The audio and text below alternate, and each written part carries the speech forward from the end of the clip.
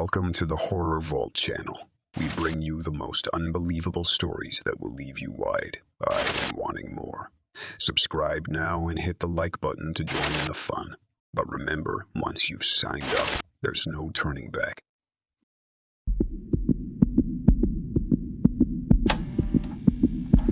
My name is Peter Rogers, and if anyone is reading this, I'm already dead. I'm corpseified. 6 feet under. You get the idea. Technically, I'll be in the bed I'm planning to be in when I swallow a few years' worth of painkillers, but it all comes down to the same thing. I know that might seem strange in such a time of new hope and opportunity as we live in now, but you see, that's kind of the problem. I guess I'm not making much sense. That's probably because I started at the end of my story. So, let me try this again from the beginning. My name is Peter Rogers, and when the zombie apocalypse hit, I was ready.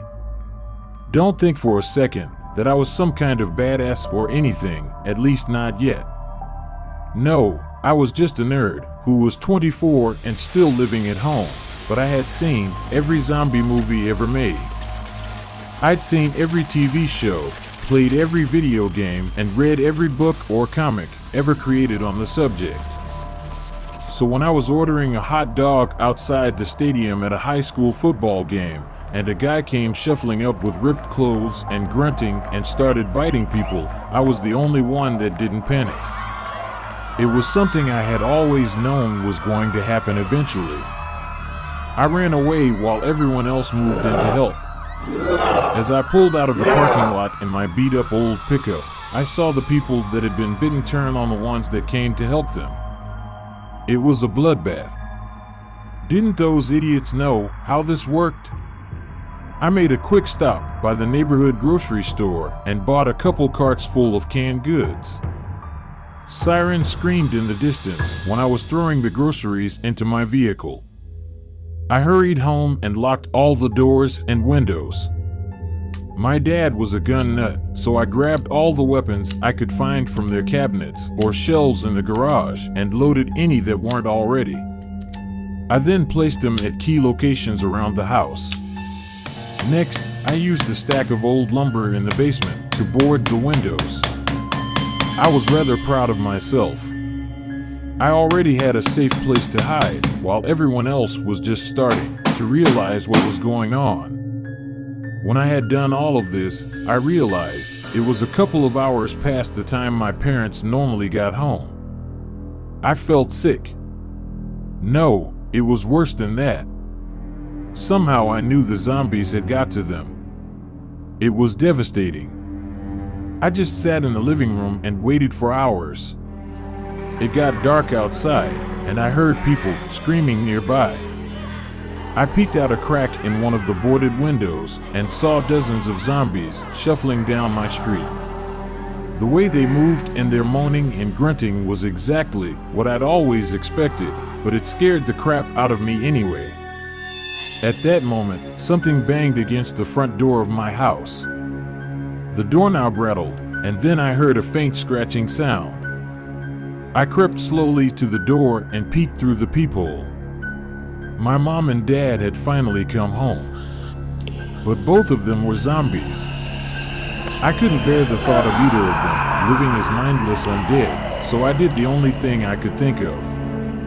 I grabbed my dad's shotgun, threw the door open, and blew their heads off. Then I closed the door and hid in the dark as other zombies tried to get in, attracted by the sound of the shotgun blast. They smashed the glass out of the windows and ripped at the floorboards, and I'm pretty sure I pissed myself, but eventually they gave up and shuffled off.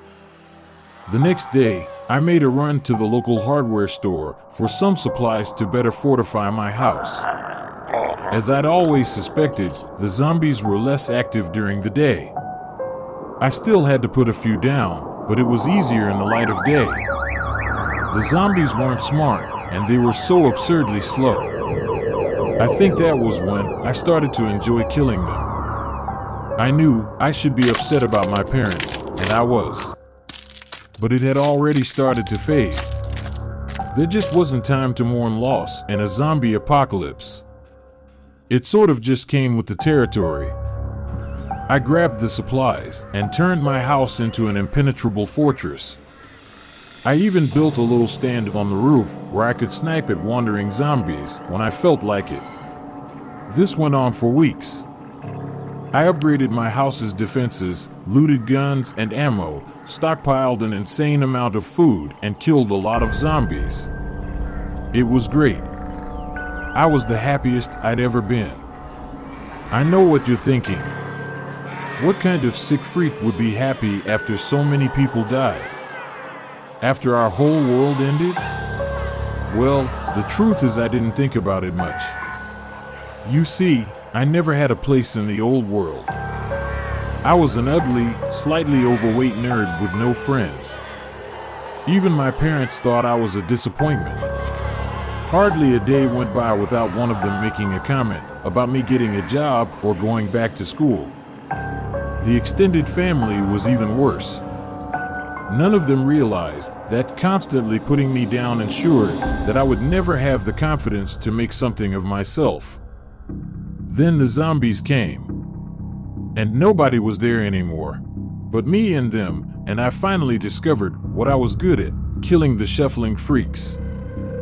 I soon began to think of myself as the world's greatest zombie slayer. Nobody could dispute it, so why not? I killed hundreds of zombies just from my rooftop perch, but soon that wasn't enough. I had to find more creative ways to take them out. I once found a dump truck with plenty of gas in the tank and the keys still inside. I went on a little highway rampage, mowing the bastards down like weeds, and by my count, at one point I killed 30 zombies in about 17 seconds. That has to be some sort of record. However, my best zombie kill ever was the old warehouse.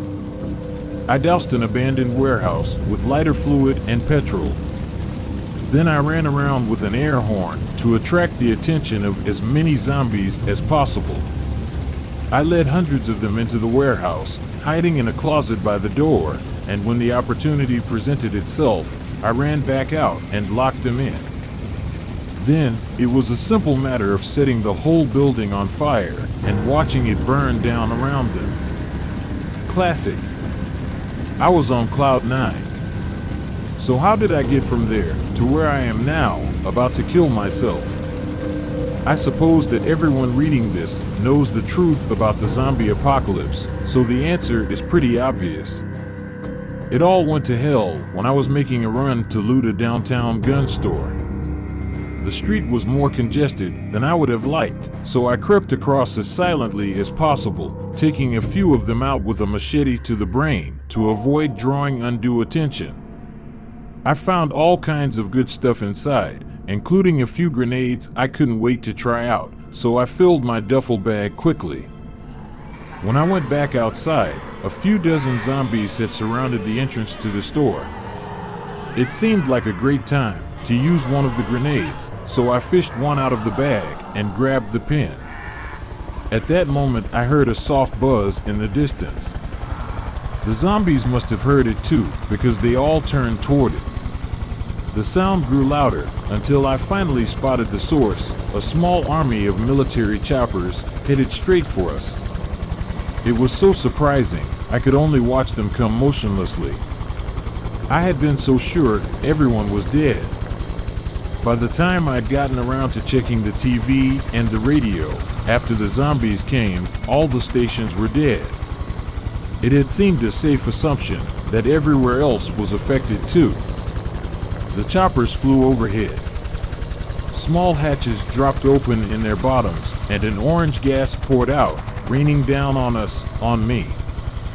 I tried to hold my breath, but when I finally gave in and inhaled the gas, it had no negative effect on me whatsoever. I quickly turned my attention to the zombies, expecting to see them dying gruesome deaths. Surely the military had developed some kind of ultimate zombie-killing weapon, but no. No such luck. To my utter shock, the zombies started to get better when the gas flowed over them. The moaning stopped. They stood straighter. Intelligence slowly returned to their vacant eyes. They became human again. The gas was no weapon, it was a cure. I fell to my knees in the street, my weapons forgotten. A sense of the most complete helplessness washed over me. I watched a couple of people that apparently knew each other. They embraced, crying into one another's shoulder. I realized they had never been zombies at all. Not really. Just sick people. It was at that moment that I felt guilty. I thought about shooting the zombies from my roof. I thought of the dump truck rampage, 30 zombies in 17 seconds. Dear God, what had I done? I thought of the burning warehouse with hundreds of people inside. I thought of my parents. Tears poured from my burning eyes. My world was shattered as everyone around me rediscovered theirs. The world had changed again, just like that, and once again I didn't belong. So that's my story, and why I felt compelled to end it. I hope you don't think too little of me. I didn't know what I was doing, though even as I write the words, I know it's a poor excuse. So here's one last kill for the world's greatest zombie slayer. I'm not a zombie, of course, but none of the others were either.